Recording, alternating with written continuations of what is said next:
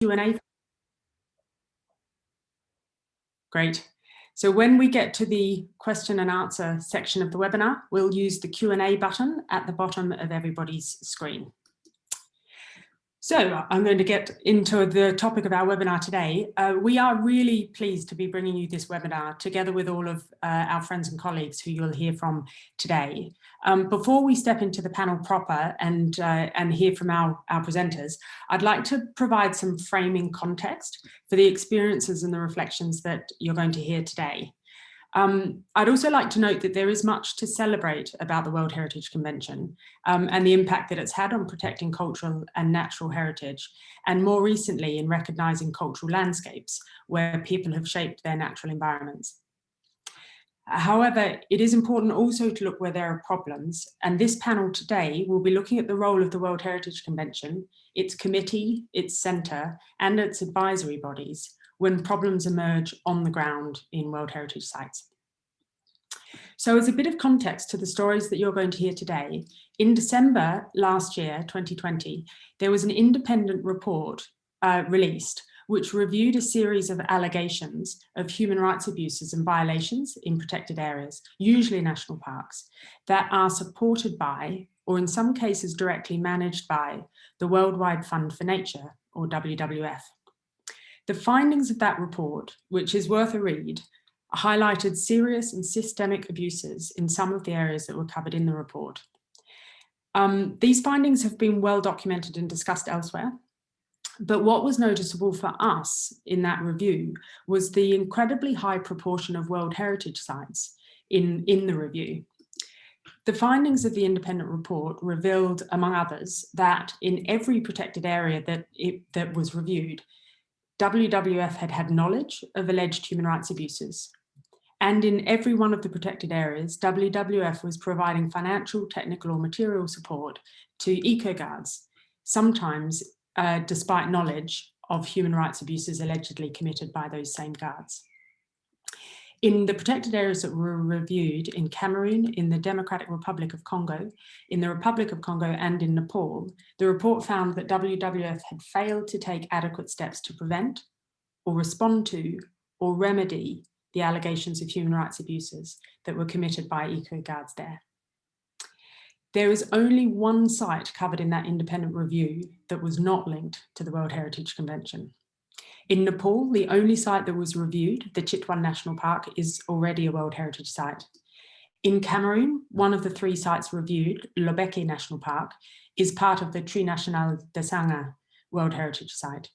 The other 2 sites, Bumbabek and Niki National Parks, are on the tentative list for the World Heritage. In the Central African Republic, the only site reviewed, the Dzanga Sangha Protected Area, is again part of the buffer zone for the Tri National Sangha World Heritage Site. And in the Democratic Republic of Congo, the only site reviewed, Salonga National Park, is a World Heritage Site. In India, again, the only site that was reviewed, Kaziranga National Park, is also a World Heritage Site. So this panel is going to explore the situation in these parks from the perspectives of Indigenous communities and of the organisations that work in support of these communities. The panel will raise questions about addressing the legacy issues of sites inscribed under natural criteria, but appear to be more suited to a cultural landscape inscription or inscription as a mixed site with both natural and cultural heritage criteria. In addition to the sites that I've already mentioned, this panel is also going to hear a video presentation from Kriangkrai National Park in Thailand, which is part of a nominated site that is going to be considered by the World Heritage Committee again this year. It was already considered last year and previously, but in light of serious human rights violations and ongoing evictions in the area, the nomination has not yet been approved, but it will return to the committee again for consideration this year. And finally, this panel is going to ask the question from all of you as participants and from the panelists, what should the role of the World Heritage Centre and the World Heritage Committee be when persistent human rights abuses are found in World Heritage sites? So with those introductory remarks now in place, it gives me a huge amount of pleasure to introduce our first speaker, Shankar Limbu, who is the Executive Director of the Lawyers Association for Human Rights for Nepal's Indigenous Peoples, LAHERNEP. Shankar, could you turn on your video? Thank you very much. And the question I wanted to pose for you is, could you give us your view as an Indigenous human rights lawyer of the most important findings of the independent review with regards to the situation in Nepal? Thank you, Shankar. You have the floor. Thank you, Helen. Correct Sewaro, greetings in the language of Limbu Indigenous peoples, which I belong to.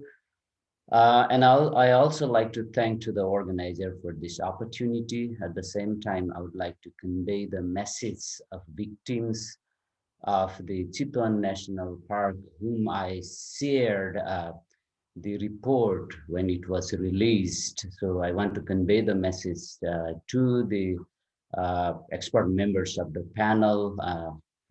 Professor John Knox is here.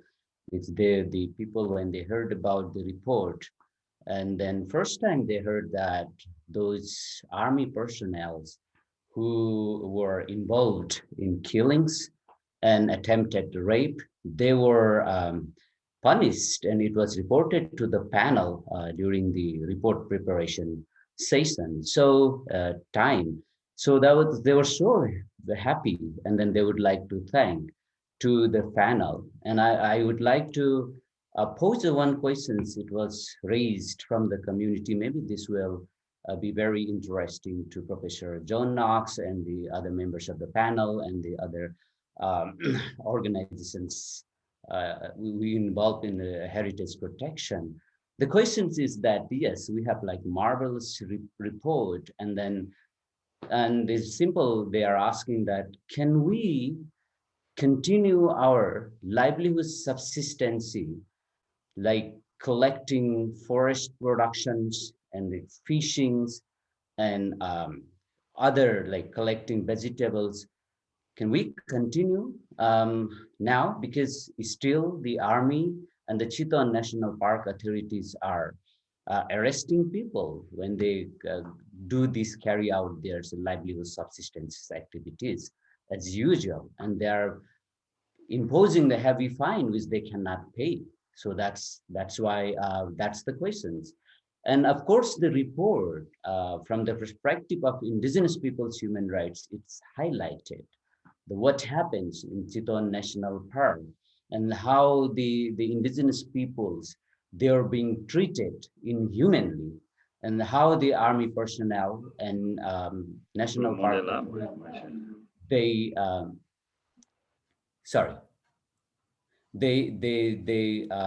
involved in human rights violations. So the important thing is the report finds the alleged human rights abuses against the Indigenous peoples, abuses, is substantially correct. In this account, the government and Chiton National Park Authority, Army, and even WWF are responsible directly and indirectly.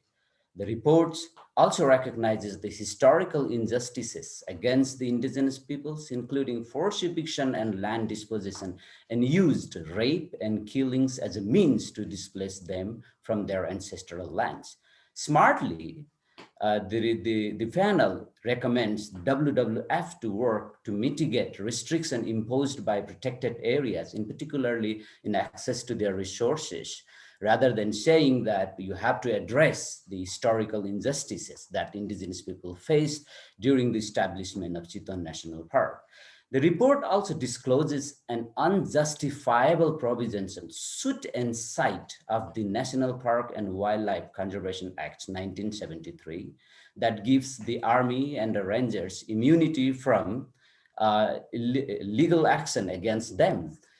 We have to understand these provisions is implemented in Indigenous peoples areas in Nepal, since all protected areas in IP's lands where Indigenous peoples are living at the point of gun barrels.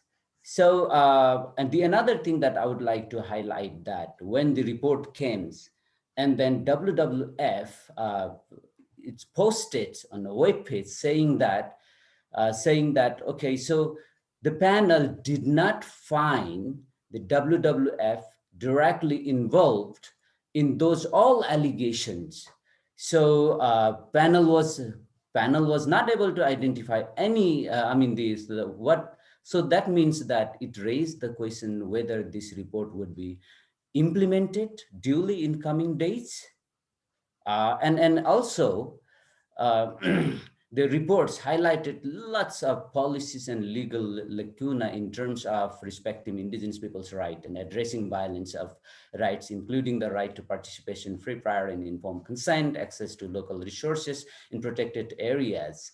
But the important thing is that these laws are the source of the injustice against indigenous peoples. These legal frameworks either legitimize the abuses, and these are inconsistent to the international laws, and that includes Convention 169 in UN DRIP.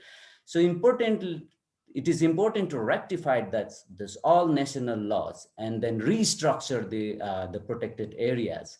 That is not very much clear in the report.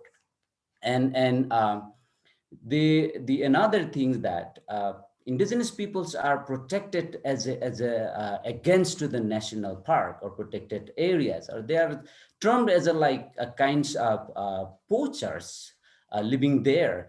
So that is not the true. If you look about the Chitwan National Park, it was established to protect the one-horned rhinoceros, and WWF is supporting anti-poaching activities. Importantly, if we looked at the data, the number of rhinoceros reduced surprisingly after the park was established. There were 800 rhinoceros in 1950, and that number dropped by 95 in 1960. Now in 2020, the number is 694. The Chitwan National Park claims it's a zero poaching year, that year.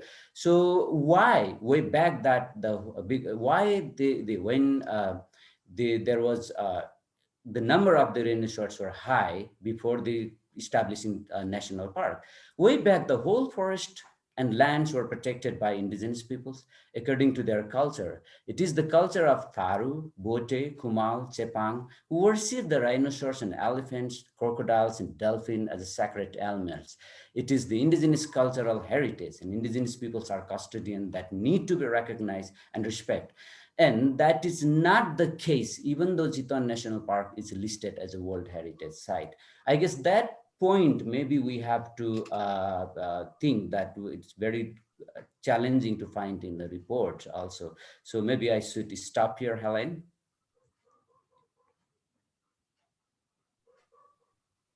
Thank you. Thank you very much, Shankar. And a huge number of really important points have been raised by Shankar in relation to the Chitwan National Park. I think a lot of those will be repeated as we move into other parks as well. Our next speaker, who I'd like to ask to introduce himself, we've been having a little bit of trouble with audio and with video. I'm going to try the next, Venant, if you're able to unmute and turn your video on, we'll check if you're able to speak to the webinar. Thank you. Great. So just as an bonjour tout le monde. Thank you, Venant. We can hear you perfectly. That is great. I'd just like to quickly introduce you for everybody. Venant is the coordinator of Gbabandi, which is a national Indigenous peoples platform in Cameroon. And he's also the director of Okani Association, which is an Indigenous organization also in Cameroon. Venant, I wanted to ask you, the platform that you coordinate, Gbabandi, issued a collective statement about conservation policy in Cameroon after the independent review was released. Would you be able to give us a sense of what that statement said and any other comments? Thank you.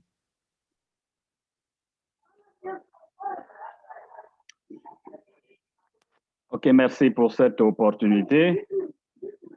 Commençons par noter que la plateforme Gbabandi a publié jusqu'à ce jour 3 déclarations. En 2017, une déclaration sur le foncier, elle était adressée à l'État du Cameroun. En 2018, une autre déclaration sur la citoyenneté. aussi dressée à l'État du Cameroun, et finalement en 2020, une déclaration sur la conservation, cette fois-là, adressée au WWF. Cette déclaration a été faite à la suite de la publication du rapport d'experts commis par le WWF pour vérifier les allégations formulées très souvent par nous, les organisations de la société civile, les organisations des peuples autochtones. Et ce rapport, nous disons, le rapport d'experts était commandé par le WWF, et nous avons de temps en temps soulevé les différentes violations des droits humains subis par les peuples autochtones des forêts du Cameroun, les Baka et les Bagueli, dans le cadre de la gestion des aires protégées. Cette déclaration en elle-même soulève quelques points dont je vais vous faire allusion un peu plus tard, mais nous soulignons quand même que cette déclaration a été faite suite au constat selon lequel le WWF et ses experts avaient carrément rejeté les allégations qui étaient soulevées par les communautés et par les peuples autochtones et leurs associations. Alors, la déclaration dont je fais allusion a souligné quelques points. Premièrement, elle soulève la difficile collaboration entre le WWF et les populations Baka, en dépit de sa politique sur les peuples autochtones.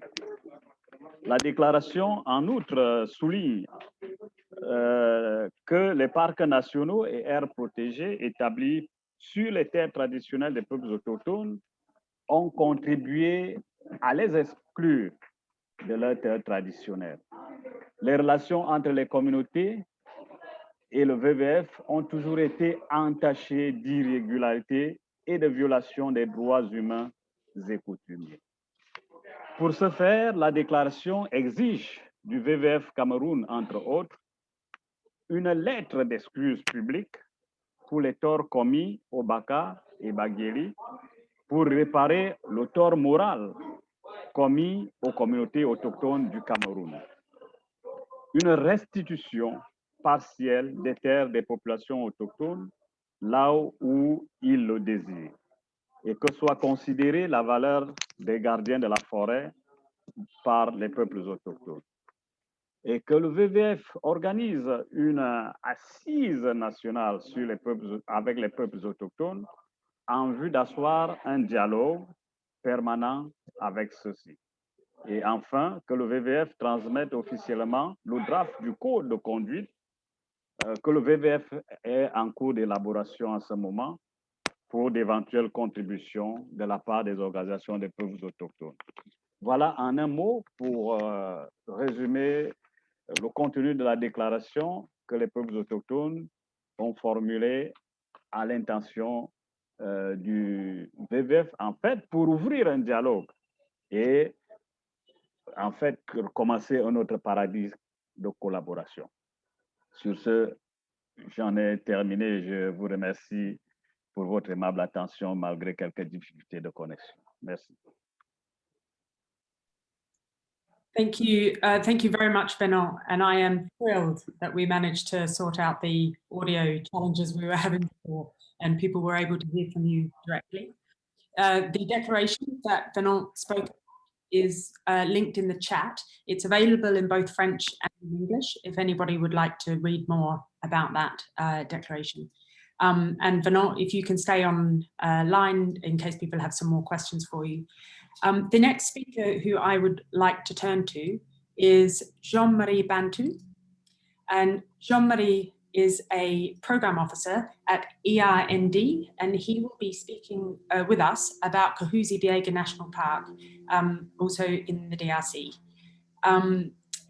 Jean-Marie, could you give us a sense of the situation in the Kahuzi-Biega National Park, and particularly perhaps the role that you see for civil society organizations in finding a durable solution to conflicts like the one that we see in Kahuzi-Biega? Thank you, you have the floor.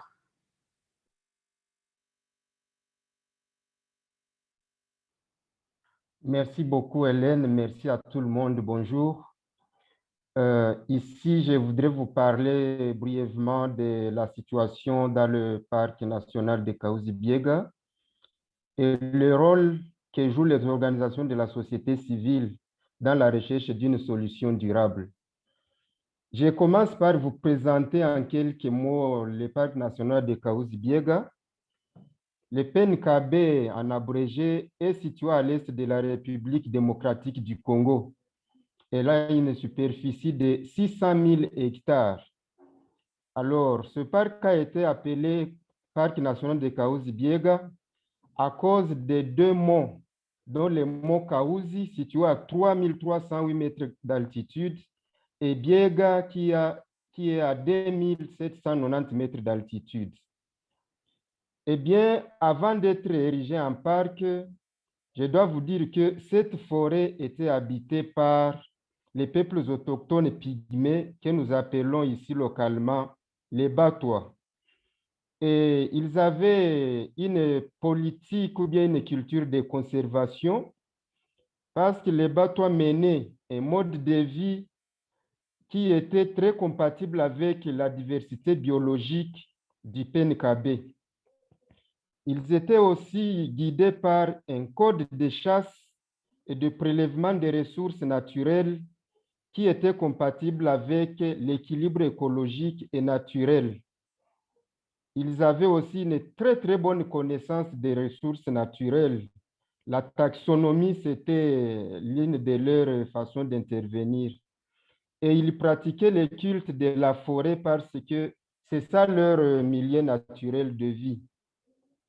Alors, le parc national de Kahuzi-Biega renferme beaucoup d'espèces endémiques et très rares au monde. Et au regard de la beauté naturelle extraordinaire, sa richesse en diversité biologique et la valeur culturelle, le parc national de Kahuzi-Biega présente une valeur universelle exceptionnelle. Et c'est pourquoi l'UNESCO s'est basé sur cette valeur universelle exceptionnelle pour l'inscrire sur le site du patrimoine mondial depuis 1981. Mais alors, pour des raisons de conservation, le gouvernement congolais a pris une ordonnance présidentielle qui a finalement fait de cette forêt qui appartenait aux peuples autochtones pygmées, c'est devenu un parc. Et tout cela s'est joué dans les années 1970 et dans les années 1985. Lorsque les pygmées ou bien les peuples autochtones ont été déplacés ou expulsés de leurs terres ancestrales, ils ont commencé à mener une vie de mendicité, une vie d'errance. Ils ont été dispersés. Alors, ils ont eu à être accueillis dans des villages qui se trouvent dans 3 territoires riverains du parc, à savoir Kalehe, Kabare et Idjui.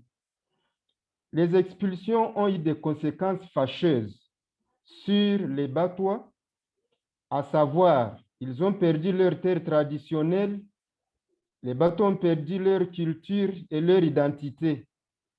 Et jusqu'aujourd'hui, ils ont les problèmes d'accès à la terre et aux services sociaux de base comme la santé, l'éducation et l'habitat. Eh bien, après 40 ans, maintenant c'est 50 ans qu'ils ont été expulsés, ils ont pris conscience et ont commencé à chercher des résolutions à leurs problèmes et ils ont préféré passer d'abord par des voies tout à fait pacifiques comme la médiation, les mémorandums, les pétitions, mais toutes ces voies n'ont pas pu réussir à les remettre dans leurs droits. Et c'est là qu'alors est intervenu le rôle aussi de la société civile que je vais résumer en 4 pour résoudre les problèmes de Kahuzi-Biega. C'est que les organisations de la société civile développent des projets à caractère socio-économique pour contribuer tant soit peu à la satisfaction des besoins quotidiens des Batois. En deuxième lieu, la société civile joue le rôle de plaidoyer auprès des décideurs. et des organisations ainsi que les institutions de conservation comme l'Institut congolais pour la conservation de la nature, WWF, ainsi que le ministère de l'Environnement. C'est dans ce cadre de plaidoyer d'ailleurs que notre organisation ERND accompagne les Batois dans le procès qui les oppose au gouvernement congolais et à l'Institut congolais pour la Cour de cassation à Kinshasa et à la Commission africaine des droits de l'homme et des peuples. Troisième voie, c'est la voie de dialogue qui est aussi accompagnée par l'organisation de la société civile appuyée par FPP. Cette voie de dialogue aboutit chaque fois sur des cahiers de charges ou bien des feuilles de route, mais le gouvernement ne les a jamais exécutés. Et enfin, il y a la synergie des organisations de la société civile réunies au sein du groupe de la dynamique du groupe des peuples autochtones, DGPA, qui est arrivé à mettre sur pied une loi. Et cette loi a déjà été adaptée au niveau de l'Assemblée nationale et nous attendons qu'elle soit adoptée au niveau du Sénat ainsi qu'au niveau et que ça soit promulgué par le président de la République. Eh bien, la non-prise en compte des desiderata des peuples autochtones a beaucoup de conséquences pour le moment parce que depuis 2018, au mois d'octobre, il y a finalement les Batois qui se sont sentis fatigués des promesses non réalisées et qui ont décidé de retourner de force dans les parcs. Il a commencé à y avoir des violences, il a commencé à y avoir des affrontements entre les éco-gardes et les Batois. Et là, nous avons déploré des pertes en vies humaines et des incidences sur la vie matérielle ainsi que sur les ressources du parc. Je vais conclure en disant que le parc national de Kahuzi-Biega mérite une très grande attention quand nous voyons sa valeur économique, culturelle et écologique. Parce que cet écosystème revêtu de statut de site du patrimoine mondial, pour qu'il soit géré durablement, il est très important que les communautés batois qui revendiquent des droits soient indemnisées et associées à la gestion. Et puis, l'accès et le partage des avantages générés par le parc devraient être un atout. Pour ça, nous avons besoin de l'apport du gouvernement, des bailleurs de fonds, de la société civile et surtout de l'UNESCO pour que nous puissions conserver cet écosystème de valeurs incalculables au monde. Et sur ça, je vous remercie pour votre aimable attention.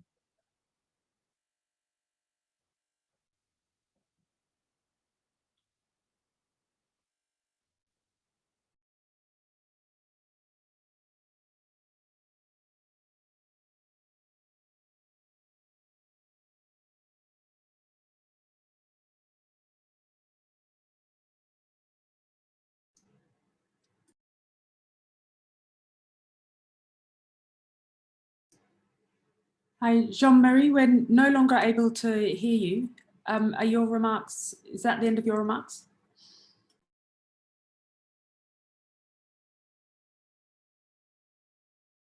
I think you may be on mute now. Je venais de conclure, je venais de donner des recommandations. Peut-être j'ai été coupé en route à cause de la connexion.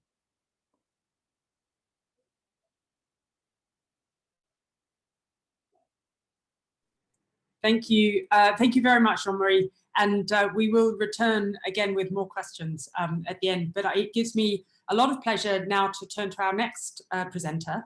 And our next presenter is one of the authors of the report that you have heard a number of people mention over the course of this webinar today. So the next speaker I'd like to introduce is Professor John Knox, who is the former UN Special Rapporteur on Human Rights and the Environment, in fact, the first UN Special Rapporteur on Human Rights and the Environment, and is now a professor at the Wake Forest University School of Law. John, you have the floor. All right, thank you, Helen, and thank you very much to all of the speakers who have described the situations in their own countries, their own areas. So as Helen said, the allegations that the panel reviewed concerned three main types of claims. First, that WWF knew about alleged human rights abuses by park rangers and others, but continued to support them financially and other ways. Second, that WWF did not have adequate protections in place to effectively prevent and respond and remedy those violations. And third, that in some areas, in particular, Messe in the Republic of Congo, WWF was involved in proceedings to develop new protected areas without complying with FPIC.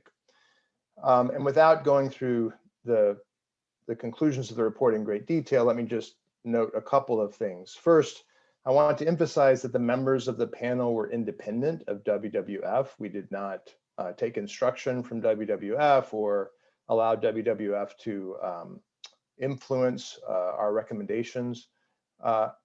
Second, we essentially confirmed all of those general allegations. Having said that, it certainly varied from country to country. Some countries were much worse than others with respect to these allegations. But we did find that in many places, WWF did know of the human rights abuses and did continue to provide significant support, including paying salaries for park rangers and paying for equipment. We also found that in WWF did not have effective protections against the human rights abuses. And in respect of Messe we basically confirmed what others, including the Forest Peoples Program, had already reported, that WWF had not, in fact, followed FPIC, although we acknowledge that the local office of WWF did try to do so. It had made a good faith effort, but it did not comply with it. But I want to emphasize that we put these specific country by country findings in the context of a broader review of WWF's institutional human rights commitments and safeguards. And we found that in general, with one important exception, on paper, WWF has strong commitments to human rights. Specifically, we found that their commitments are generally in line with the UN, the United Nations guiding principles on business and human rights, which were endorsed by the Human Rights Council in 2011. And we said that those guiding principles do and should apply to multinational conservation organizations. The big exception we found, the gap in their on-paper commitments, was with respect to rangers' codes of conduct, which were essentially left to country and program offices to work out on an individual ad hoc basis and did not include clear red lines for continued support or minimum requirements for human rights, or in some cases simply did not exist at all. But the major finding of the report was that over and over again, WWF had failed to build the institutional mechanisms necessary to ensure that they actually implemented their on-paper commitments. And the report is full of examples of this failure, but the bottom line is that WWF International, which was supposed to be monitoring and overseeing the performance of the program offices under its purview, especially in the Congo Basin countries, had simply failed to do so adequately. And that WWF US, which oversaw or was supposed to be overseeing the human rights compliance of the program office in Nepal, had similarly failed to adequately monitor and ensure their compliance. And the basic reason for this, we found, was that WWF had simply not devoted the necessary resources, including the staff capacity, to ensuring that it lived up to its own human rights commitments. It relied primarily on volunteers within WWF and on outside consultants, which it would hire from time to time. But even those inadequate steps were often or repeatedly not taken. In the DRC, for example, it had neither of those things. We also found that WWF was not transparent or even completely honest about the nature of the problems it was facing. There's a culture of saying that everything is fine, even when they knew that everything was far from fine. And that they said in this culture, they would say that everything was fine, not only to donors, to WWF and to the media, but also internally from one office to another. And as we said in the report, if you deny that there is a problem at all, then of course you cannot solve it.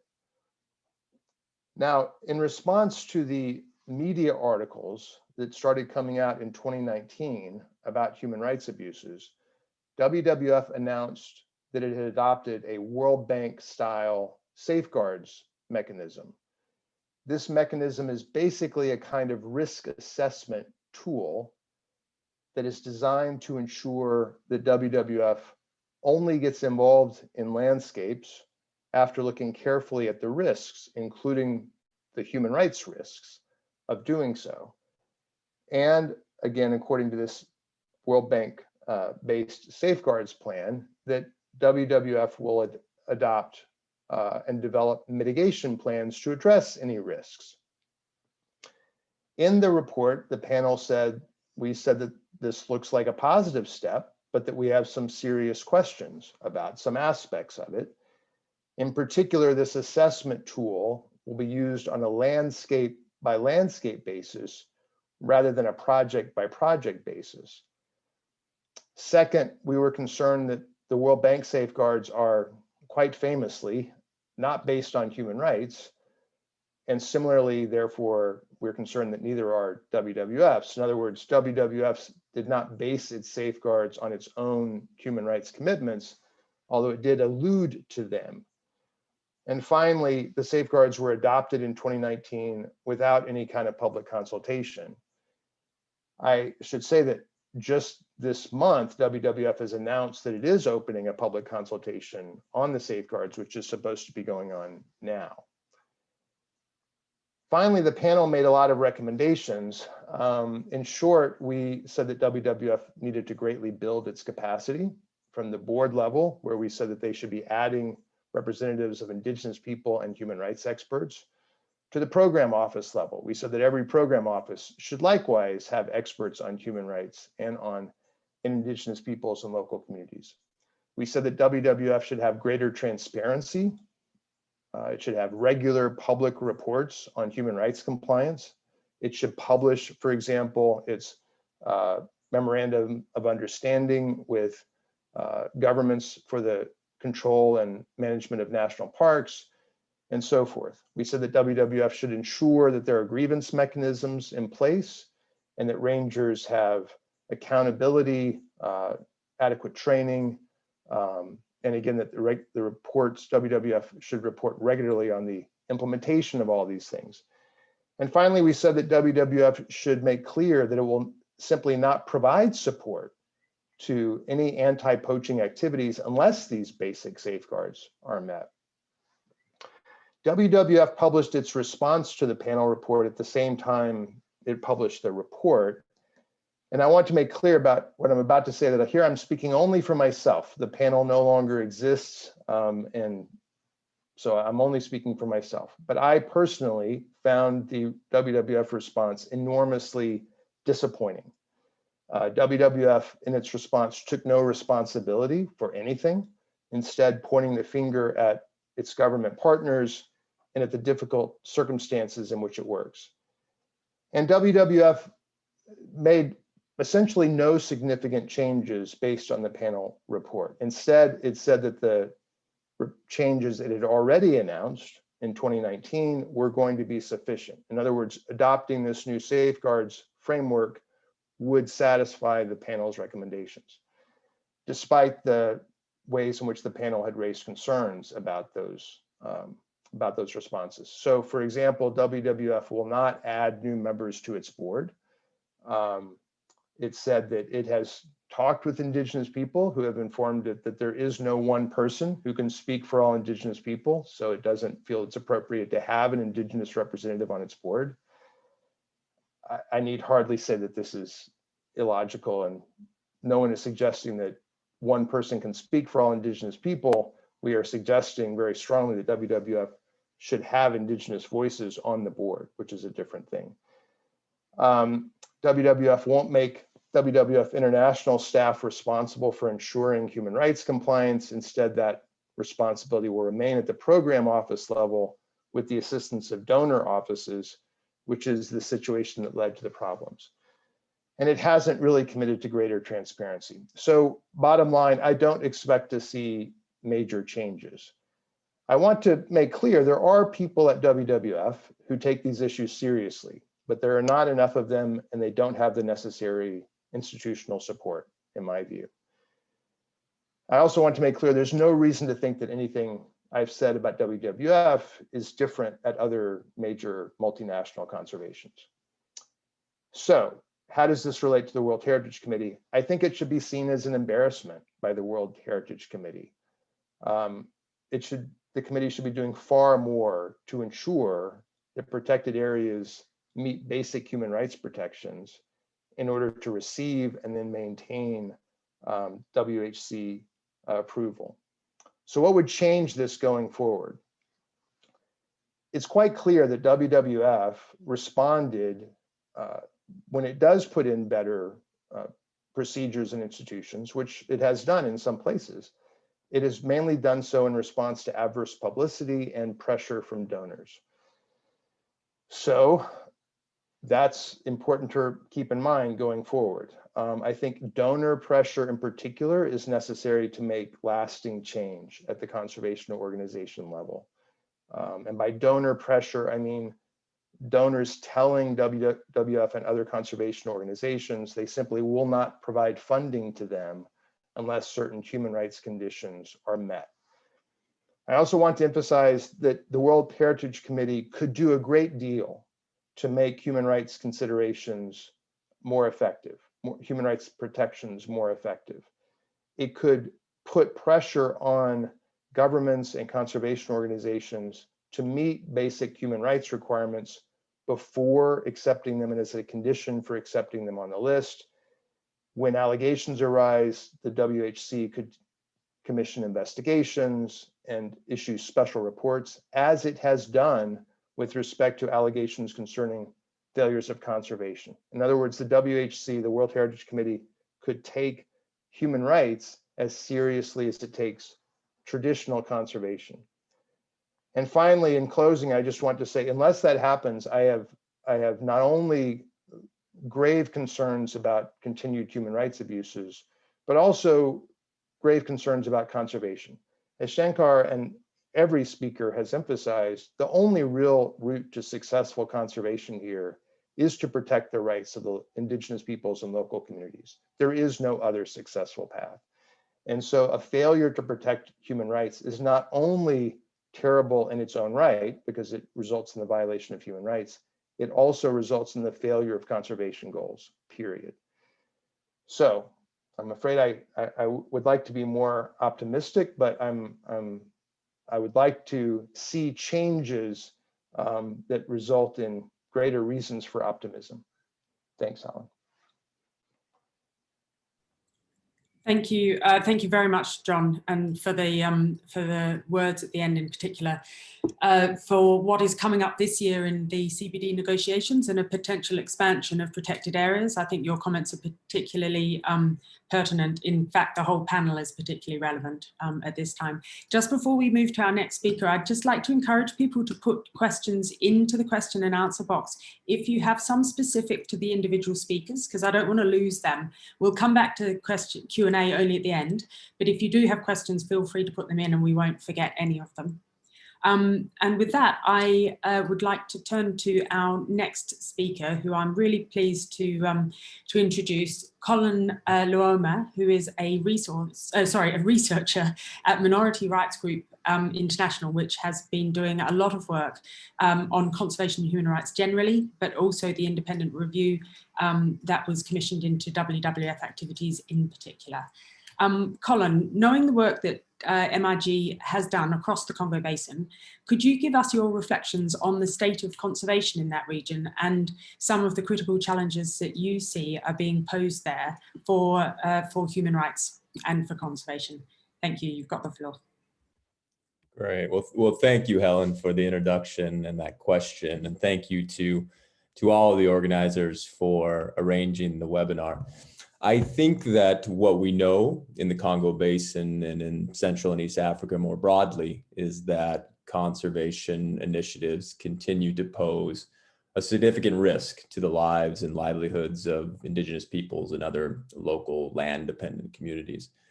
The participatory, bottom-up, and rights-respecting approaches that have been, at least theoretically, embraced by the conservation community, and which in fairness have gained some traction in other parts of the world, have regrettably not been materialized in many protected areas across Central Africa. Instead, old forms of fortress and coercive conservation models premised on the removal and the continued exclusion of Indigenous peoples continue to be the norm. And this exclusionary approach has led to numerous and serious violations of human rights and human rights that were evidenced by the allegations subject to the independent panel that Professor Knox just discussed. And at the same time, I think the evidence demonstrates that most protected areas in the region are also failing to adequately safeguard and foster biodiversity and otherwise meet their own conservation goals. I mean, as just one indicator of this environmental decline, I think more than 30% of the natural sites on the list of World Heritage in danger are actually protected areas in the Congo Basin. So despite millions of dollars being poured into these parks, poaching and unsustainable resource extraction and other environmental threats remain prevalent. And this is obviously contributing to rapid species loss. And this is certainly the case in the Kahuzi-Biega National Park, which Jean-Marie discussed a bit earlier, but I think it fairly describes the status of many protected areas in the region. And undoubtedly, there are numerous factors that contribute to the environmental underperformance in the specific context of each protected area. But the fact remains that the fortress conservation model that removes and excludes Indigenous peoples and which continues to be used in these parks has by and large been an ecological failure. So these are obviously huge challenges, and none of them come with simple answers. But I guess in the brief amount of time I have today, I just wanted to quickly mention 3 trends that we have observed in the context of protected areas in this region, and perhaps offer some reasons why we should robustly challenge some of these approaches when it comes to protecting the rights of Indigenous peoples in particular. The first is that conservation in the Congo Basin has been increasingly militarized. That's a phenomenon that's characterized by park rangers being equipped with military-grade weapons and advanced surveillance equipment and technologies. They're often trained in weapons handling and combat tactics. And this training is often done through private foreign security companies or conservation NGOs themselves. But essentially, park rangers are equipped and trained to wage war on supposed threats to biodiversity, including Indigenous peoples who unfortunately are unfairly and disproportionately blamed for environmental degradation. And this not only leads to kind of direct and egregious human rights violations, but it also has other adverse consequences which endanger the lives not only of Indigenous peoples and local communities, but of the park rangers themselves who are tasked with protecting the sacred lands of these peoples. Second, and I guess as perhaps a significant driver of the first, we see international donors earmarking huge sums of money for law enforcement activities, in particular in protected areas in the Congo Basin. As just one example, I think as of January 2018, the German federal government had dedicated over $191 million to anti-poaching initiatives, with nearly 75% of that money being directed to Africa. So countries in the Congo Basin, often dependent on international funding, are heavily incentivized to embrace strong and aggressive law enforcement posture with respect to protected area management. And these same international donors will regularly celebrate the impact of their development assistance on reducing poaching or the illegal wildlife trade more generally, but they rarely acknowledge the harm that's inflicted on Indigenous peoples who end up getting caught up in aggressive anti-poaching operations. The last thing I would mention is that more and more states in Central Africa are outsourcing their management of their protected areas to NGOs through what are commonly referred to as public-private partnerships. These arrangements put conservation NGOs like WWF in charge directly of managing protected areas. And while there are arguably some successful examples of such arrangements, I think there are reasons to be extremely cautious about embracing this model. I think, as evidenced by the independent panel's report, some conservation NGOs have proven themselves incapable and/or unwilling to respect the rights of Indigenous peoples in the scope of their conservation work. In some instances, these private-public partnerships have actually further entrenched the aggressive militarized approach to park management. And then I think finally, I think it's fair to say that Indigenous peoples and local communities are unlikely to perceive foreign control of their lands and resources with any sort of legitimacy, and in turn are going to be hesitant to support such conservation initiatives within these models. So those are just three trends that are observable, and I know there's a bit to unpack there, but perhaps I'll leave it here for now, and we can pick up on anything else in the Q&A. Great, thank you, Colin. Thank you very much for that powerful intervention. And I think in particular, the recognition that Indigenous peoples are too often identified as threats to the natural integrity of the sites that are their traditional lands. I think that's an issue that would be interesting to come back to in Q&A, and particularly in the context of the World Heritage Convention. There's also been a number of mentions in the Q&A box already about the 30% target that's being negotiated this year. So I think in Q&A we may also come back to what the 30% target could mean, and under what conditions a 30% target could even be considered for both conservation outcomes and for human rights outcomes. So we very much wanted to include Kriangkrai National Park because it's being considered this year, but we couldn't manage four-way translation. So what we have instead is a video that's been prepared by Kriangkrai, who works in the area, works in the site. And I'm going to share my screen, and if all goes according to plan, you should be able to see this in one sec. There we go.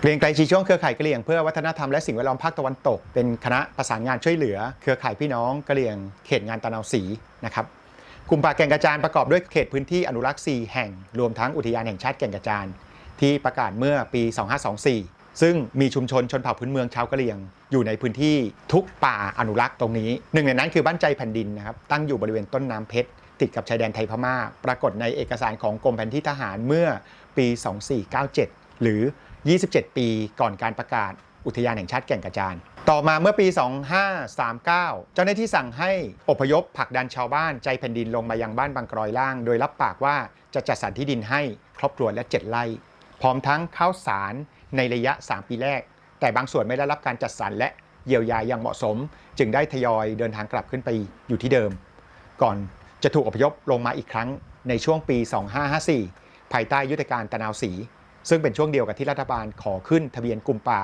แก่งกระจานเป็นมรดกโลกทางธรรมชาติการอพยพผลักดันเมื่อปี2554มีการเผายุ้งข้าวและบ้านเรือนชาวบ้านไปกว่า90 หลังจนนำมาสู่การต่อสู้เรียกร้องขอความเป็นธรรมแม้ว่าชาวบ้านกะเหรี่ยงจะชนะคดีในชั้นศาลปกครองสูงสุด แต่ก็ไม่ได้รับสิทธิ์ให้กลับไปที่เดิมมีหนำซ้ำแกนนำสำคัญอย่างกรณีบิลลี่ก็ถูกอุ้มหายไประหว่างกระบวนการเรียกร้องความเป็นธรรมในปี 2557 ซึ่งการขอขึ้นทะเบียนกลุ่มป่าแก่งกระจานเป็นมรดกโลกทางธรรมชาติได้รับการพิจารณาไปแล้วถึง3ครั้งแต่ก็ถูกคณะกรรมการตีตกไปทุกครั้งซึ่งหนึ่งในเหตุผลสำคัญคือให้รัฐบาลกลับมาแก้ไขปัญหาการละเมิดสิทธิมนุษยชนในพื้นที่ให้เรียบร้อยเสียก่อนสำหรับสถานการณ์ล่าสุดนั้นความขัดแย้งยังไม่ได้รับการแก้ปัญหาหรือคลี่คลายไปในทางที่ดีมีชาวบ้านถูกจับกุมดำเนินคดีกว่า30รายจากการพยายามกลับขึ้นไปทำไร่หมุนเวียนไปยังบ้านใจแผ่นดินและบางกอยบนถิ่นเกิดที่เคยถูกบังคับอพยพลงมาสาเหตุเพราะไม่ได้รับการชดเชยเยียวยาอย่างเหมาะสมและได้รับผลกระทบจากสถานการณ์การแพร่ระบาดของไวรัสโควิด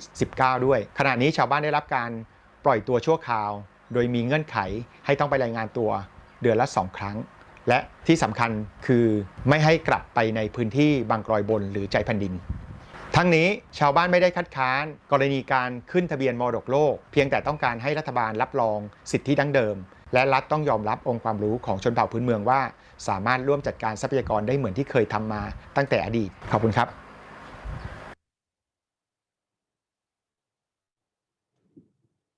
Okay, I hope that audio came through. We were a bit worried about doing that sort of technology in a Zoom call, but I think it did. We are very lucky to have with us on the call Kun Kitisak and Kun Panom, who were involved in the production of that video. So if there are any questions about the situation in Kankarajan, do feel free to put them into the Q&A box as well, and we can share those questions with Kitisak and Panom to have some answers to them. So I will now turn to the last presenter that we have, and we're very lucky to have with us this afternoon, Stefan Disko, who works with the International Work Group on Indigenous Affairs. And Stefan, having seen this powerful video and intervention from Thailand, I would just like to ask you for your reflections on this situation, or any wider reflections that you would like to make about the role of the World Heritage Convention, Committee, or Centre. Thank you very much. You have the floor. Yeah, hi Helen, thank you. Hi everybody.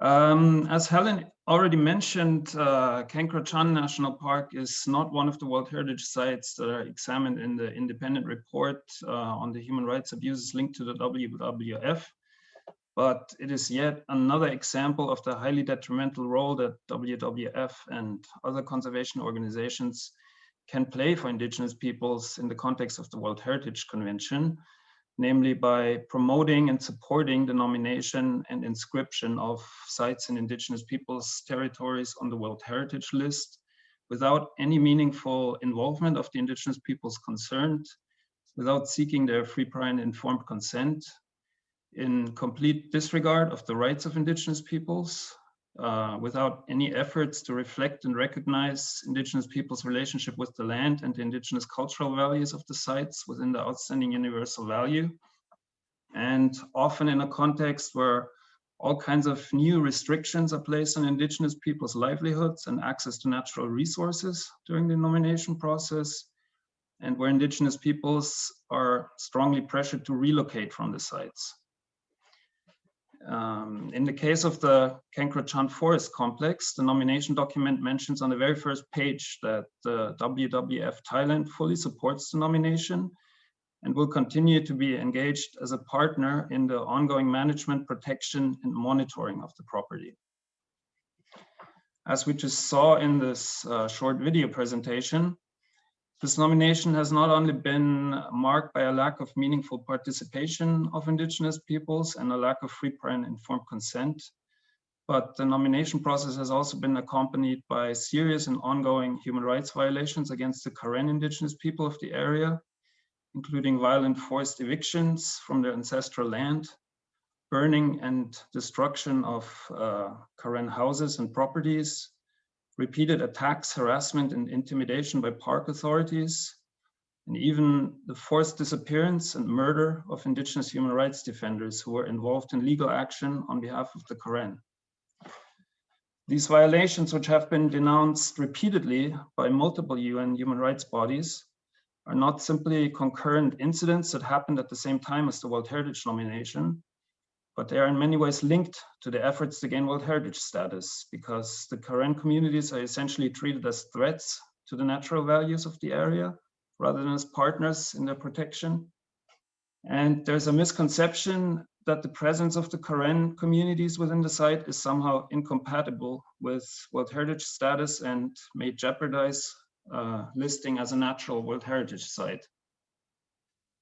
And although the rotational farming system practiced by the Karen communities in the area is actually a sustainable land use system that supports biodiversity and is in itself an outstanding cultural heritage, which is also recognized as such by the Thai government, no efforts have been made whatsoever to recognize the traditional livelihood practices of the Karen as an integral part of the outstanding universal value of Kriangkrai, which would not only help to protect the livelihoods and the cultural heritage of the Karen, but also help ensure that the Karen will have a proper role in standing in the future management frameworks for the site, in line with their rights as indigenous peoples of the area.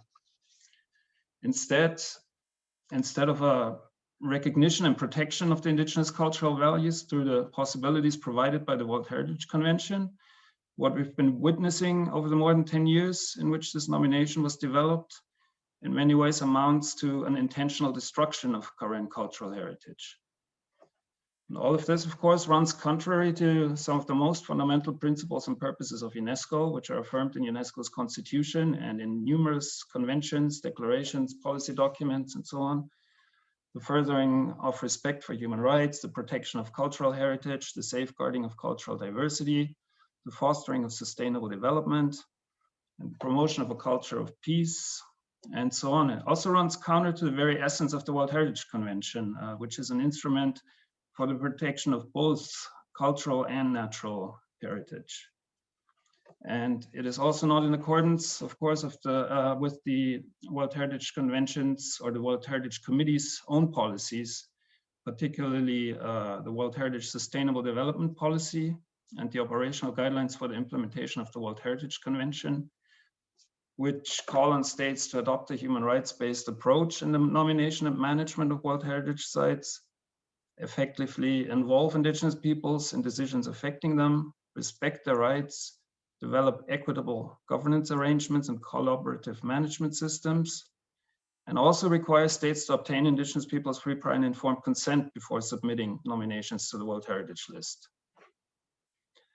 The human rights violations that are occurring in Kriangkrai and the way this nomination has been carried out have been strongly denounced by UN human rights bodies who have repeatedly written to the World Heritage Committee, to UNESCO, to IUCN, not to approve this nomination before all the human rights concerns have been resolved and before Karen land rights and livelihoods are secured and the Karen have given their free, prior, and informed consent. Yet, although the World Heritage Committee has already referred this nomination 3 times, requesting Thailand to fully resolve the concerns of the UN human rights bodies and to demonstrate the free, prior, and informed consent of the Karen, the government of Thailand keeps resubmitting the nomination without having resolved the concerns and keeps pushing for Kriangkrai to be listed in complete disregard of the values and the reputation of UNESCO and the credibility of the convention. And they keep pushing for this in a very political manner, through political maneuvering together with their allies in the World Heritage Committee. They already managed twice to get IUCN's recommendations to defer this nomination upgraded to a referral, although only a deferral would actually provide an appropriate framework for resolving the problems. And they've also repeatedly tried to get references to the free, prior, and informed consent of indigenous peoples of the Karen deleted from the committee's decisions. In one case in 2015 at the committee session in Bonn, actually successfully, after the representative of Vietnam stated that the reference to free, prior, and informed consent, this is a direct quote, was number 1, not necessary, and number 2, Madam Chair, we're here at the prestigious Committee of Culture and Heritage. We're not in Geneva on the Human Rights Council, Madam Chair. Since that session in Bonn, a lot of progress has actually been made as far as the policies of the World Heritage Committee are concerned. The Sustainable Development Policy has been adopted.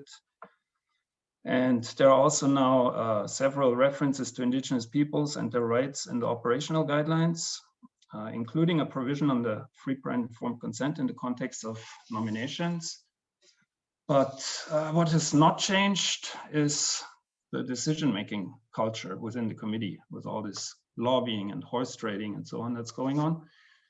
And given that Thailand has recently been elected as a member of the committee, I think there's a real danger, obviously, that the committee will be pressured into ignoring its new policies on indigenous peoples and guidelines, as well as its obligations on the human rights law and its obligations as a UN agency to implement the UN Declaration on the Rights of Indigenous Peoples, and just inscribe Kriangkrai Chan on the World Heritage List without the concerns having been resolved, no matter what consequences this will have for the Karen, for the reputation and credibility of UNESCO and the convention, and also no matter what precedents this was set for future nominations.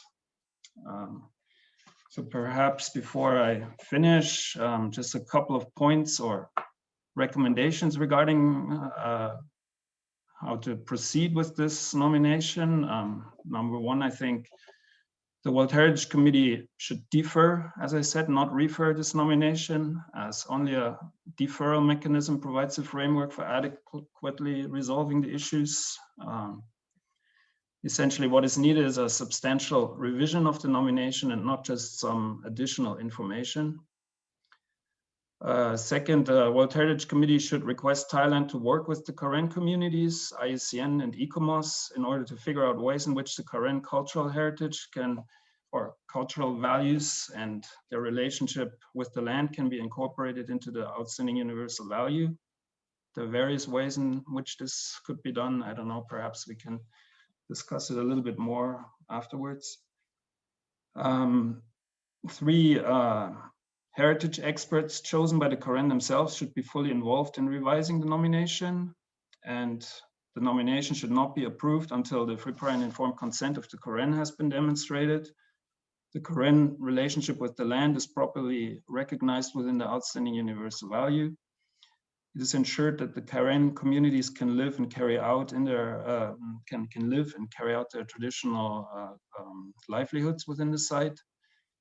And collaborative and equitable management and governance system is in place that meets the needs of the Karen. Thank you.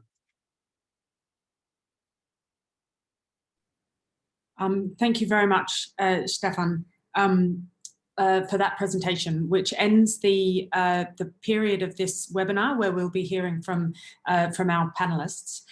There's been a number of questions that have gone into the Q&A box already. What I'd like to do is I'm going to pull out only one or two of those at a time to address. But what I'd like to ask from the panelists is, if you are interested in, or if you would like to respond to a particular question, if you could turn your video on, so I'm aware of that, and then I'll hand over to you to give some reflections on the questions. So the first question that I'd like to bring out is a question that was directed at Shankar, but then also shared with everybody else on the panel. What are your suggestions as panelists for ending the conflicts that we see between parks and peoples? And just before we take answers to that, I'd just like to also note a second question and ask for reflections as well, so people have some time to think. The second question I'd like to pull out and pose is, given the proposed doubling of protected areas to 30%, given the concerns that have been raised in this panel, this was directed at John, but I think can be shared to all panelists. Given the concerns raised in this panel about conservation, do you think that the currently proposed doubling of protected areas to 30% of the land and water surface is potentially highly dangerous and should not be adopted until a fundamental change of approach is widely adopted? Or do you have any other reflections on the proposed 30% target that you would like to share? Shankar, if you'd like to go first, and then anyone else who'd like to respond from the panel, please just turn your video on. Thanks, Shankar. Thank you, Helen. And this question is very important questions. I think that we have to change our perspective I don't see, I don't term like the conflict between park and peoples, because when we think in that way, we already thinking about creating a conflict. But I see that if we change our perspective, and if we change about what are the causes that for the conflict, that then if we identify those causes, then we can avoid those kinds of conflict. In my view, that why there are conflict, one is there is a structural defect. So we need to reform the structure of protected areas. When we talked about the reform structure, we have to change the laws and policies, which the panel clearly mentioned about what kinds of laws that creating conflict between indigenous peoples and the park. So the second one, the structure exclude the indigenous peoples in management and also for other perspective as well. And it also discriminates. If you looked about the Chiton National Park, those indigenous peoples whose livelihood subsistences they've been practicing generation to generation, they are not allowed to continue that one. But at the same time, if you looked about the hotels and the commercial other businesses, they can freely enter in the rivers, and they can go fishing whenever they want. Even they use like modern kinds of fishing technologies. The indigenous peoples, they have their own kinds of knowledge of fishing, which is more sustainable.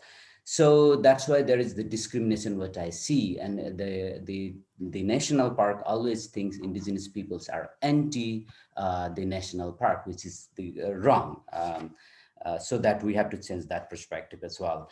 And another, there is a conflict because there are lots of human rights violations. So I don't need to talk and go through it. So the countries, their lip service about respecting the human rights and being the party through the ratification and adoption of international human rights, and that is not implemented in the protected areas. So that is the problem. So that has to be implemented duly, and there should be the mechanism to monitor the human rights violation in the national park. National park is a kind of, it's a separate domain where even the general laws of the country does not apply.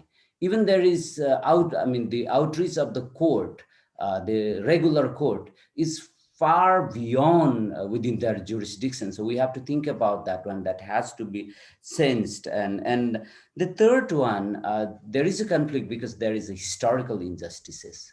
In everywhere, the protected areas, with some exception, that has been established in indigenous people's areas.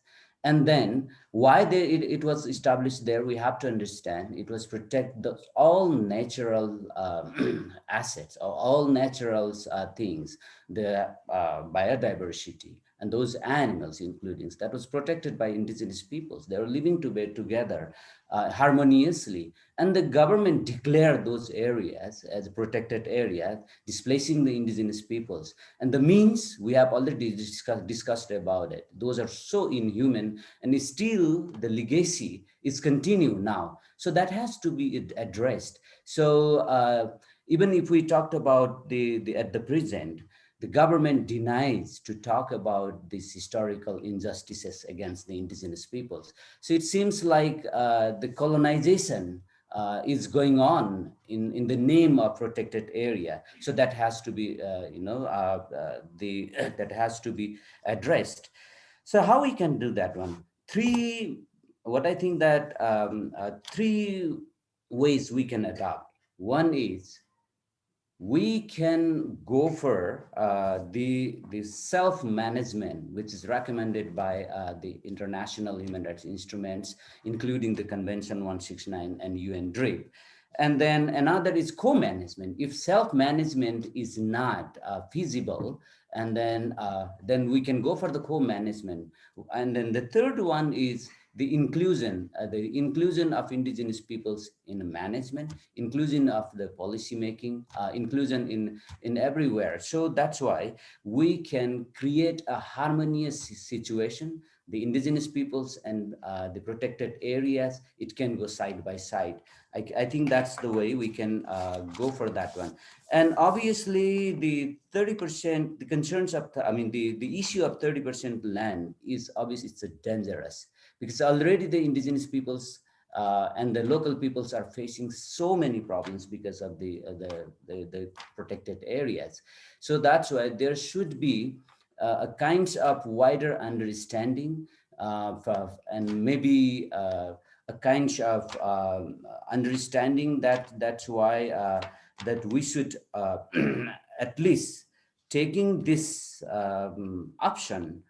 Maybe we have to know whether this option is right and then appropriate, and there should be the free, prior, and informed consent before adopting these kinds of things, which is almost not the case while establishing the protected areas or changing policies of the protected areas also. Maybe I should stop here, Helen. Sorry, thank you very much, Shankar, for your response. Venant, I think that you'd like to make a response to the question as well. Would you like to unmute and turn your video on?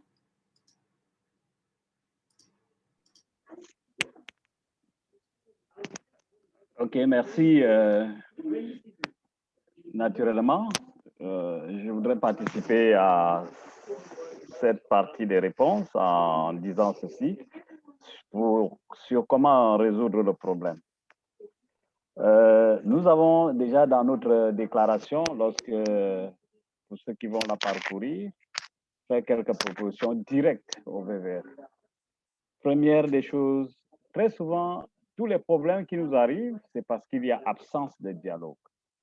Et dans la recherche de ces solutions, nous avons invité le VVF Cameroun à s'asseoir avec nous pour que nous puissions discuter du comment est-ce qu'on peut avancer. Parce que j'ai apprécié quand John disait le problème, c'est le fait de refuser qu'il existe un problème. Et effectivement, si les organisations de conservation, en l'occurrence VVF au Cameroun, reconnaissent qu'il y a un problème de violation, c'est déjà un début de solution à ce problème. Et en plus, qu'il y ait l'organisation des instances de dialogue au niveau local, au niveau national, entre VVF et les peuples autochtones, pour que très souvent, il y ait des arrangements pour lever certains équivoques. Quelque chose que VVF devra par exemple aussi faire, et même les communautés, c'est de permettre que les instances, par exemple, de gestion des conflits, soient des comités indépendants. Parce que si vous donnez de l'argent à une organisation et vous demandez à l'organisation de vous monter un mécanisme de plainte, naturellement, cette organisation ne pourra que jouer votre carte. Ça, c'est quelque chose que nous avons proposé. Et surtout que si VVF reconnaît qu'il y a eu des violations, qu'il y ait une lettre d'excuse officielle pour dire au peuple autochtone, vraiment, nous nous excusons d'avoir fait ceci pendant un bon bout de temps. Revenons au bon sentiment. Nous avons reconnu notre erreur. Comment est-ce qu'on peut continuer? Alors, la question d'augmenter les surfaces des aires protégées à plus de 30% a été débattue dans une de nos réunions en ce moment au Cameroun. Et les peuples autochtones, en fait, sont inquiets. Parce que si, au stade actuel, plusieurs terres, des hectares d'hectares des peuples autochtones ont été concédés à la conservation et qu'en plus, d'autres espaces soient concédés à la conservation et que de l'autre côté, avec l'ouverture des chantiers miniers et bien d'autres entreprises d'exploitation des ressources naturelles, ça va donner davantage des frustrations et des peuples autochtones en ce moment sont inquiets du fait que les terres traditionnelles vont être drastiquement réduite pour l'exercice de nos cultures. En un mot, le dialogue reste ouvert. En fait, les peuples autochtones du Cameroun sont prêts à discuter avec le VVF à condition que le VVF accepte qu'effectivement ils reconnaissent qu'il y a eu un tort et qu'une compensation morale cette fois-là. Nous n'avons pas, parce qu'en allant vers une compensation financière ou autre, ça peut être énorme. Les peuples autochtones du Cameroun demandent uniquement à VVF une compensation morale, une lettre d'excuse officielle pour reconnaître et dire voilà, nous voulons recommencer. Et nous l'avons souligné aussi dans notre propos, s'il y a un instrument qui va régler la question, une politique interne qui est développée, je crois que c'est le moment de la rendre publique pour qu'il y ait des contributions, pour que certaines questions peut-être obscures ou des questions taboues au niveau du VVF soient clairement dégagées à l'intérieur de ce mécanisme-là. Donc voilà quelques contributions que je voulais faire par rapport à ces deux questions. Merci.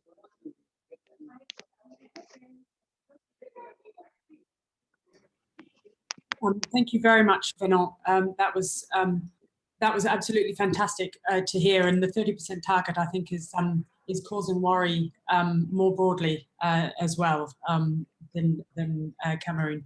I noticed Jean-Marie has put his hand up, so I'll turn to Jean-Marie and then to John and then to Colin.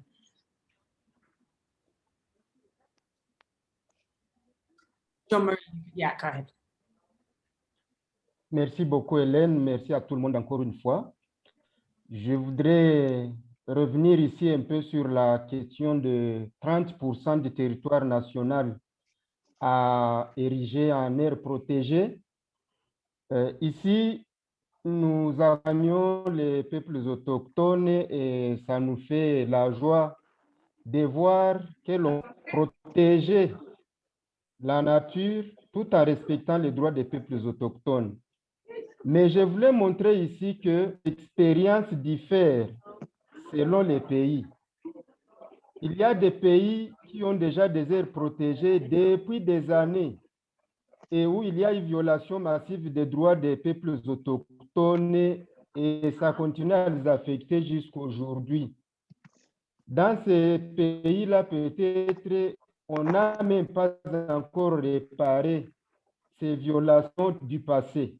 Et là, je rejoins ce que Venant venait de dire qu'effectivement, au cas où il y avait reconnaissance officielle de ces erreurs du passé, cela pouvait peut-être aider à faire comprendre aux communautés qu'il y a nécessité de protéger la nature et protéger la planète. Mais pour ce qui est de la République démocratique du Congo, je voudrais donner juste notre expérience. Pour la question de 30%, nous pensons que si le gouvernement et les institutions de conservation, notamment l'ICCN, WWF et le ministère, arrivent à appliquer les dispositions de la loi spécifique sur les droits des peuples autochtones, là nous pensons qu'il peut y avoir cette conversation et que la question pourrait peut-être trouver la solution, étant donné que cette loi a déjà dévancé, a déjà énuméré les droits que les peuples autochtones pourraient avoir dans les aires protégées. Et que donc, au cas où c'est respecté, en tout cas, je crois que ça peut résoudre un peu le problème. Merci.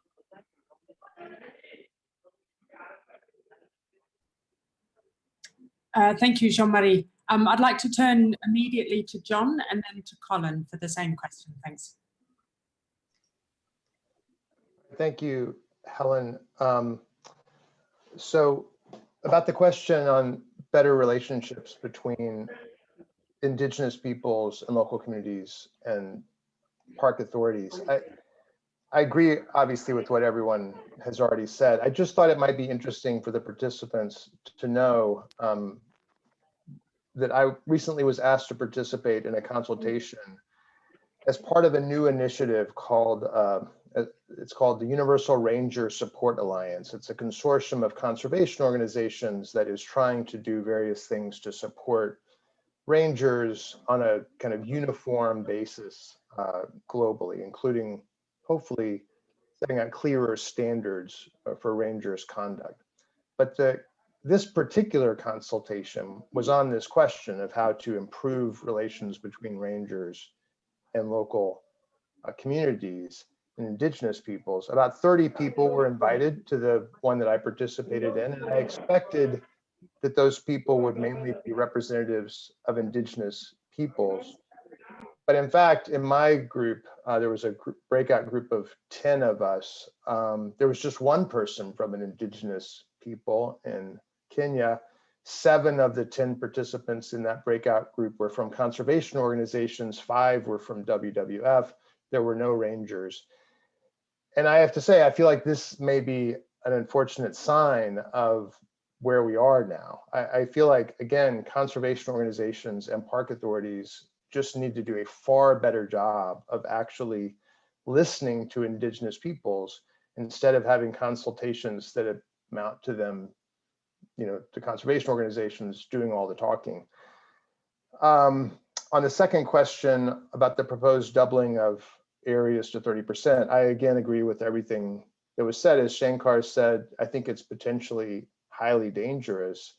I also would just, the only thing I would add to that is there's a real failure, I think, to understand on the part of governments and conservation organizations that simply increasing the percentage of area that's designated for conservation does not necessarily result in better conservation outcomes.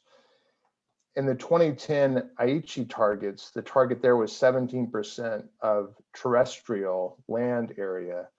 And that target was almost met. It was met in quite a few countries. But all of the conservation targets about species and ecosystem protection were not met. So that should be a wake-up call that more is needed or something completely different is needed than simply designating more areas for conservation. And again, without a rights-based approach to conservation, I think conservation outcomes are doomed to failure. Thank you. Please go ahead, Colin. Thank you, John. Yeah, happy to just chime in on the 30% target for protected areas. And without repeating what other panelists have so well said. A couple of things. 80% of the remaining biodiversity is on indigenous peoples' lands. I think that the estimates vary, but there's up to a 50% overlap between indigenous territories and existing protected areas. So the idea of doubling the amount of protected areas that are currently in place right now, it's not going to be a surprise on who's going to be impacted most by that. And I think studies have suggested that as many as 300 million people could be negatively impacted without additional safeguards. And I think at the CBD process in particular, there has been, we've seen recently a pretty robust challenge from, hundreds of indigenous organizations and individuals, but as well as environmental organizations challenging the way that target is being drafted and framed, which frankly, as Professor Knox suggested, doesn't really have a scientific basis behind it, but also doesn't include the safeguards necessary to ensure that the negative impacts on indigenous peoples and indigenous territories isn't realized. So I just wanted to make that brief intervention on the 30 by 30. Thank you very much. And the 30 by 30 target is obviously incredibly important and only has 3 or 4 months left before those negotiations come to a close. So I would welcome comments about the 30 by 30 target from anyone, including participants, if you would like to. I'd like to just turn to Stefan Disko to see if he has any particular reflections on the questions, but also more particularly, there are some specific questions in the chat about elements of the World Heritage System. And as Stefan is particularly expert in the way that the World Heritage Convention works, if you have particular reflections on those questions, please do go ahead. Stefan, you have the floor. I saw that there's a question regarding the natural values and reintroducing the cultural aspects into the natural criteria. And I fully agree with that thought. I think it's crucial that that happens. I think in 1992, when the cultural landscapes category was established, the then existing references to culture and to human agency within the natural criteria were deleted. And since then, basically, to recognize cultural values in a site like Kriangkrai now, it would need a whole separate cultural nomination, a second nomination. And this is really, it makes it very difficult to recognize cultural values in a natural site.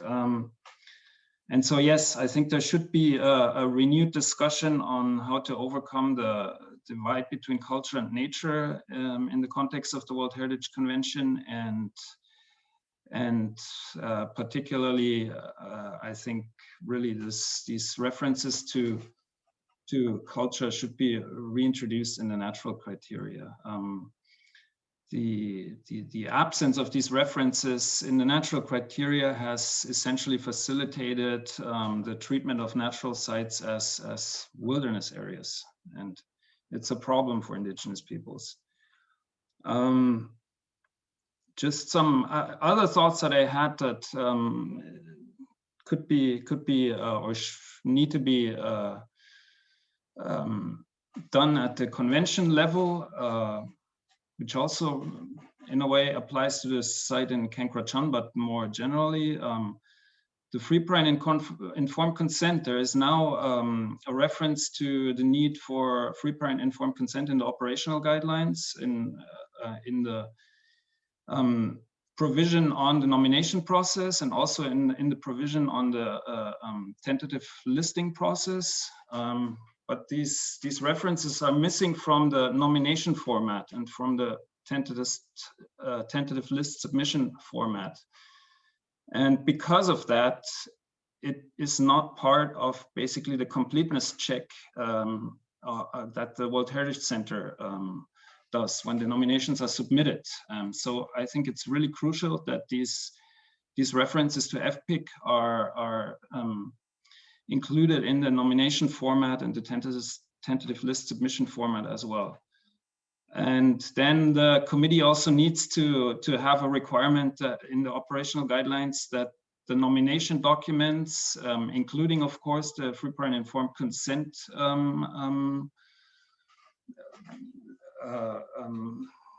documents are made public when these nominations are submitted, because now nothing is published. I mean, you cannot even get the nominations before the site is actually inscribed.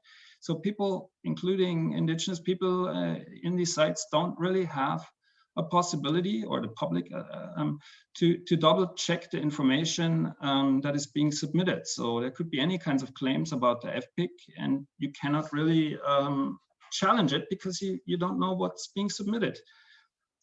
So this, to me, would be kind of the three very important things to change at the convention level. I also saw that there was a question about the Indigenous Peoples Forum on World Heritage and whether, to what extent it can raise awareness of human rights violations in the committee sessions, and it can, it does, and it's very important in that sense. But of course, this Indigenous Peoples Forum on World Heritage is it's not a convention body. I mean, it's not an official body of the convention. It's been formed by indigenous peoples participating in the sessions. It's essentially the Indigenous Caucus, and its existence has merely been acknowledged by the World Heritage Committee. So while it can and does raise these questions in the sessions of the committee, just like any other any NGO can, or any individual indigenous peoples organization. It doesn't have a role beyond that. So it does not really replace the need for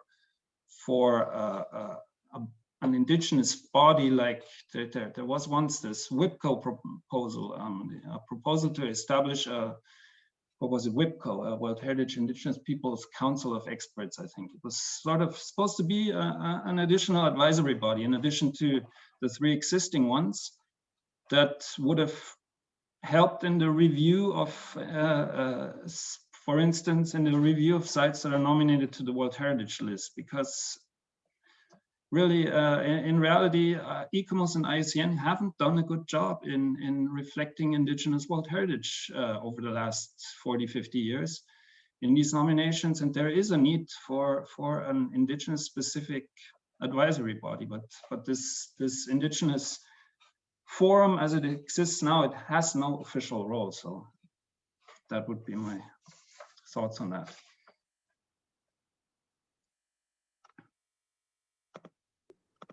Thank you very much, Stefan.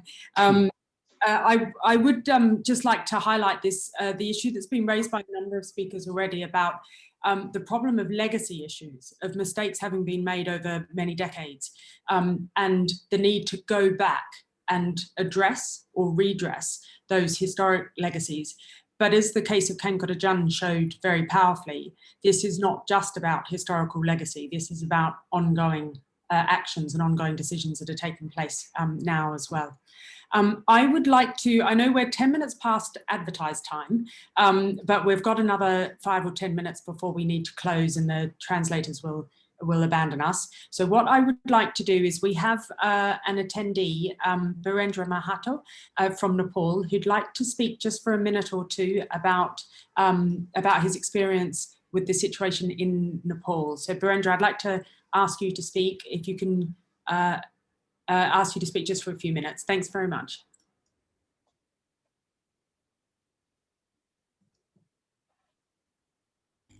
Hello, did you hear me? Yes. Okay, thank you very much, Helen.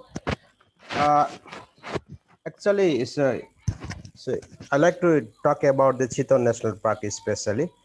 The Chiton National Park was established in 1973, but before that, 100% population was in the Tharu community. The many villages were inside the park. The Chiton National Park, they firstly shifted many houses outside of the park.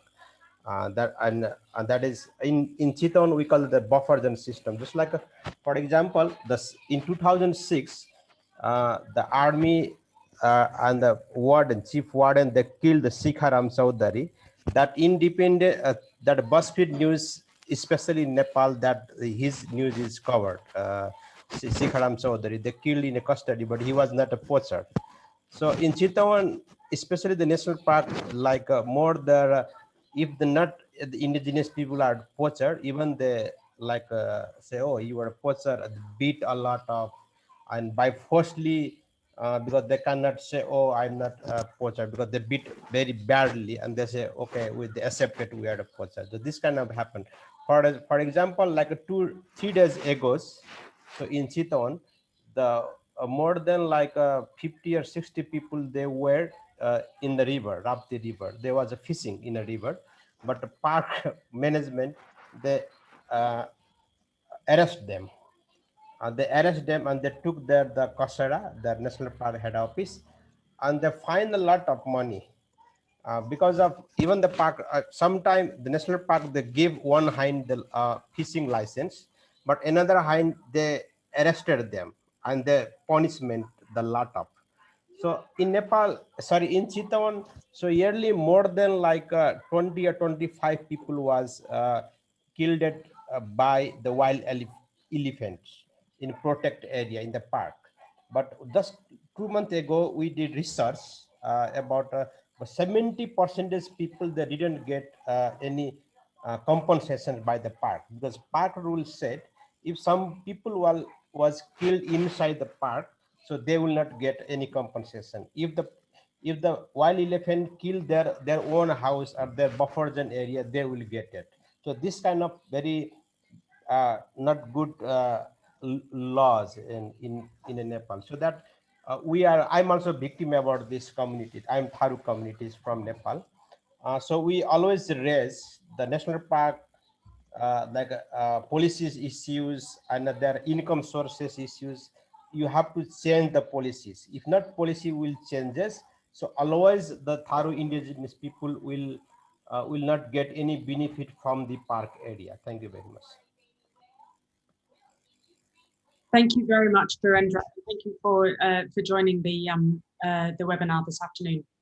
What I would like to do now is, I'm aware we don't have very much time, so what I'd like to do is, there are 5 questions that remain that have been raised that haven't been explicitly addressed by the panelists. So what I'd like to do is to invite all of our panelists to give a minute or two of their final thoughts. And if you would like to take the opportunity to address specific questions, for instance, the responsibility of international donors, or the role of what the World Heritage Committee should do about sites with persistent human rights violations, whether their certification should be removed from them. If you'd like to address any of those questions, I would definitely invite you to do so. So Shankar, can we start with you and then we'll run through the panel? Thank you. Yeah. Okay. Thank you, Helen. I would like to address the specific question that maybe we should, this is the time that we should we should start to think, remove the World Heritage status from the protected area. We have like one example I would like to share. Maybe it will be too early to consider about these kinds of proposition, though there are so many issues are underlying, and then we've been facing those kinds of problems. If there is the World Heritage site, it can be a positive to protect the indigenous people's right. How we can use it, how we can approach to the World Heritage Committee and then international community. In Kathmandu Valley, the capital city, there is one place which is Kokana, where there are 2-3 World Heritage sites are enlisted from that area. The government wanted to implement 7 projects, including road expansion, fast tracks, and smart cities that will totally impact not only to the people, to those World Heritage site also. So the people approached to the World Heritage Committee and also to the UNESCO here based in Kathmandu. They took immediate actions and came up with their positions. So that will, the government felt a kind of pressure that was much more easier for the indigenous people's movement to carry out at that time. And the government could not, I mean, the government tried to use 2-3 times force and security force against people's movement. But when this international organization intervened, the situation was a little bit better. So that's why I would like to raise about that things. The next one about the 30% proposition, which is very much problematic, even as our colleague Virendra Mahato mentioned about Chiton National Park, about the buffer zone. The buffer zone is also kind of the national park area, but where people can live. But the thing is that they expand the national park areas after the buffer zone when they consider as a they not beyond the national park, and then so these indigenous peoples living on those vicinity, they are the first target. And how do they do? The means what we have experienced is they use the military, they use the security forces, and then that will be the problematic. So that's why before thinking or considering about this 30% proposal, that we really, then we should take the position that it should be against, it will be a means to violate the rights of indigenous peoples and the rights of local people. So that is the thing that I would like to flag on. Okay, Helen, thank you. Thank you very much, Shankar. What I'd like to do is work our way backwards up our list of presenters, so starting at the bottom. Stefan, do you have any final thoughts that you'd like to make in a minute or two before we close? Thank you. Okay, somehow it says I cannot start the video, but anyway, I just talk. I just had some reflections on what the role of the World Heritage Center and the World Heritage Committee should be where persistent human rights abuses are found in existing World Heritage sites. So I think obviously it's important that these kinds of abuses are given appropriate attention, and that UNESCO and committee, as well as the advisory bodies, speak out strongly against them and demand that states parties correct the problems and stop the violations and provide justice and redress. The World Heritage Center and the advisory bodies should investigate and raise human rights violations in their state of conservation reports, obviously, and reactive monitoring, and also work together with UN human rights bodies in doing so. And should ensure that this information about human rights abuses reliably gets to the attention of the committee and the individual states on the committee as well. And then the committee should obviously address the abuses in its sessions and demand in its decisions that states stop them and provide justice and redress, and then report back to the committee. In some cases, there may also be mechanisms like official advisory missions or even reactive monitoring missions be warranted to help resolve these issues. But at the same time, I think what is also really important to realize is that in many cases, the decisions and recommendations of the World Heritage Committee and the advisory bodies and the World Heritage Center have contributed to the human rights violations against indigenous peoples. For instance, when they have encouraged things like voluntary relocations or identified indigenous peoples' traditional resource use as a threat to the properties.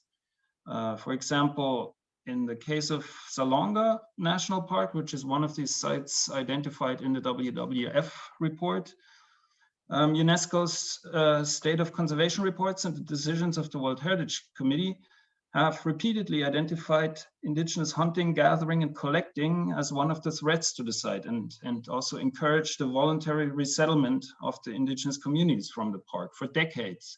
So these kinds of things really facilitate these types of violations that we're seeing in the WWF report. So the committee and the advisory bodies should be careful not to inadvertently encourage human rights violations through their decisions and advice, and should also scrutinize their past decisions and recommendations and adjust them where necessary. Thanks. Thank you very much, Stefan. I'd like to ask Colin for final thoughts and reflections. Thanks.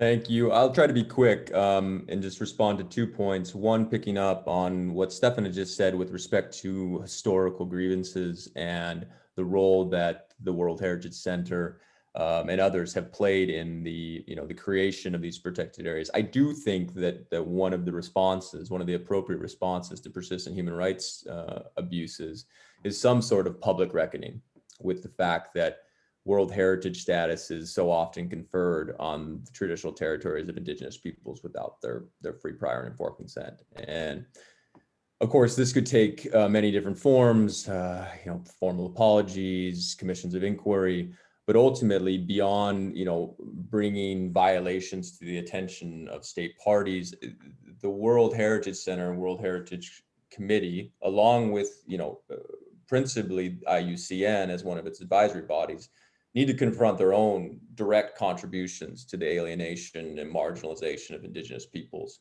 with respect to the dispossession of their ancestral territories. And then the second point I'll just make quickly is in response to one of the questions in the chat, and that is whether the delisting of heritage status is one of the appropriate actions. And I would suggest that it absolutely is, particularly in the context of protected areas where the World Heritage status is weaponized against Indigenous peoples and local communities, whether that's through increased research, increased usage restrictions, or more aggressive policing.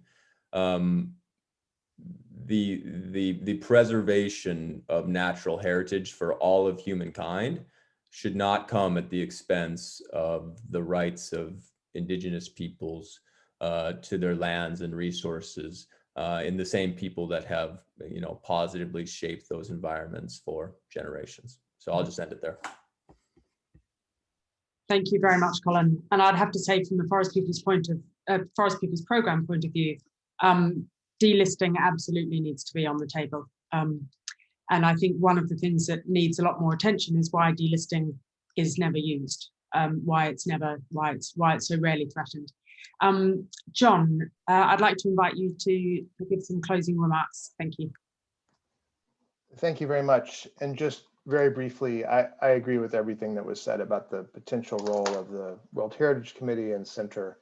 I just would like to respond to a specific question on the role of donors, which I think is a really, really important and overlooked aspect of all this.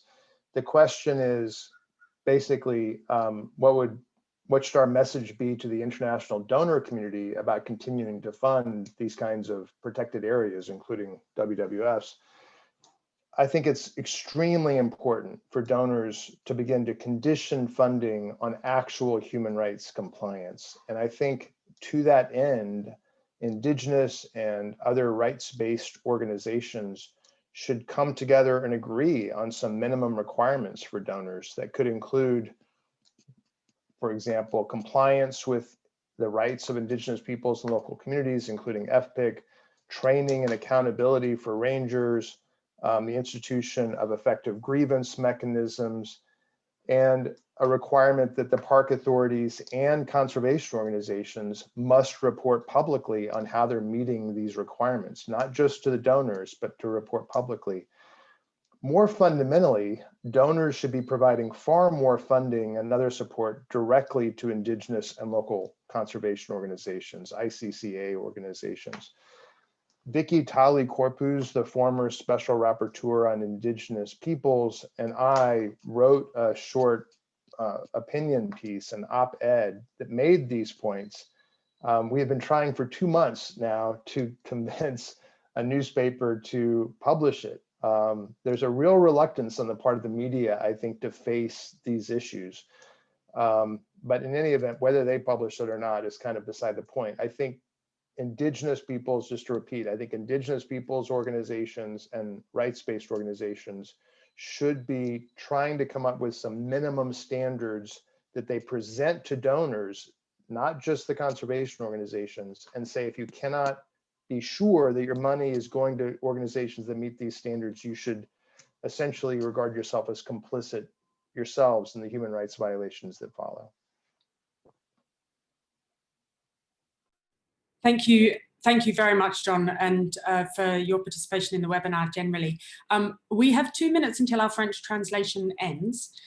So I'd like to invite thoughts from Jean-Marie and Venant, if you'd like to make some final comments, but just noting that we only have 2 minutes with French. Thank you. Juste 2 recommandations au centre. Je ne sais pas si vous m'écoutez.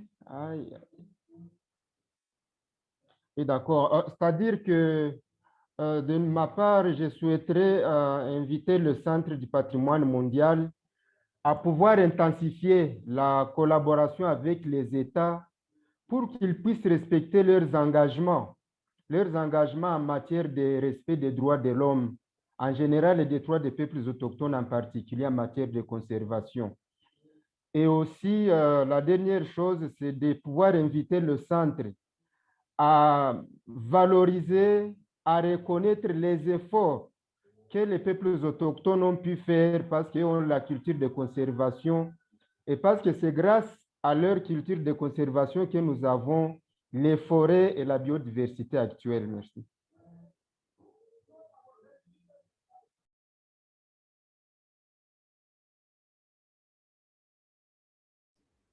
Thank you very much, Jean-Marie. And Venant, I just turn to you for the final comments. Thank you.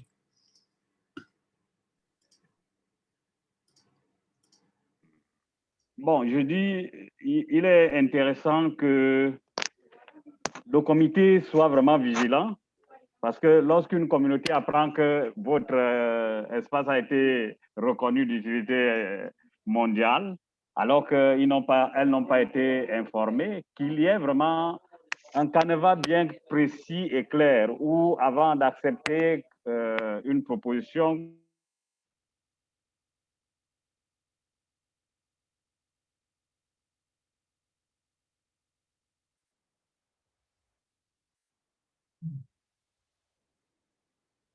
Absolutely. Thank you very much, Venant. And I'd like to apologise to everyone for running up so tight with the time.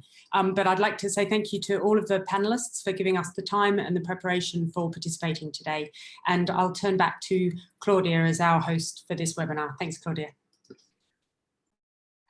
Hi, Helen, thank you so much. So first of all, I want to say that we as organizers apologize for the technical issue that has prevented registered participants to follow the webinar at the beginning. This was beyond our control, and we're really concerned that this has happened, and we will be following up this with our World Heritage Initiative. But now I want to thank all the speakers, Helen, the moderator, to do this great job, and everyone who attended the webinar today. We have a couple of webinars more, and I hope to see many of you on the 11th of June for the next webinar, which where we will focus on human rights to a healthy environment. And I want to thank anyone and see you next time.